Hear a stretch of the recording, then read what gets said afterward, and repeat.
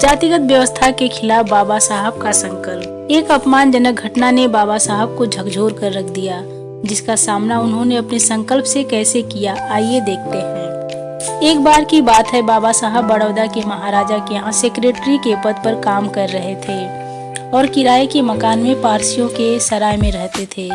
पारसियों को यह बात पता नहीं थी कि उनके सराय में कोई अछूत हिंदू रह रहा है। यहाँ तक कि हिंदुओं ने पारसियों को बाबा साहब के बारे में बताकर पारसियों को भड़का दिया था। एक दिन बाबा साहब भोजन करके ऑफिस के लिए पारसी होटल से बाहर निकल रहे थे कि हाथों में लठ लिए 15-20 लोग वहां आ पहुंचे मारने के लिए। उन्होंने पूछा, तुम कौन हो? बाबा साहब बोले, मैं हिंदू हूँ। इतने में पारसियों का गुस्सा और भड़क गया। पारसियों ने कहा, तुम अछूत हो, तुमने धोखा दिया है, तुम फौरन यहाँ से निकल जाओ। बाबा साहब ने बड़ा धैर्य से काम लिया और कहा, मुझे 8-10 घंटे का समय दो, मैं सराय छोड़ दूंगा। पारसियों ने उनकी बात मान ली। बाबा साहब शाम तक किराए के मकान के लिए इधर उधर भटकते रहे। अपने कई मित्रों से भी मिले, परंतु किसी ने उन्हें ठहरने के लिए स्थान नहीं दिया।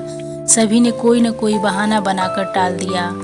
इस तरह के व्यवहार से वे बहुत दुखी हुए। उन्होंने अपना सामान उठाया और सराय से निकल पड़े। अंततः थके हारे एक बरगद के पेड़ के नीचे जाकर बैठ गए। इस तरह जातिगत व्यवस्था के अंदर पनपी छुआछूत की भावना से आहत होकर फूट फूट कर रोने लगे। लेकिन इस घटना ने बाबा साहब के मन में जातिगत व्यवस्था के खिलाफ विद्रोह की ज्वाला भड़का दी।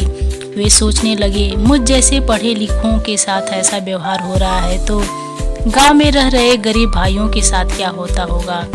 बाबा साहब कुछ समय के लिए ठहरे और अपने पूर्वजों के वीरता और बहादुरी को याद किया और कहे, हम ब्रोकन मैन हैं। उनके मन में इस तरह वीर रस का संचार हुआ और उन्होंने संकल्प लिया कि जातिवादी व्यवस्था में पनपे अछूतपन के कलंक को मिटाकर ही दम लूंगा। नमस्कार दोस्तों, यह ऑडियो आपको कैसा लगा कमेंट करके जरूर बताएं। धन्यवाद।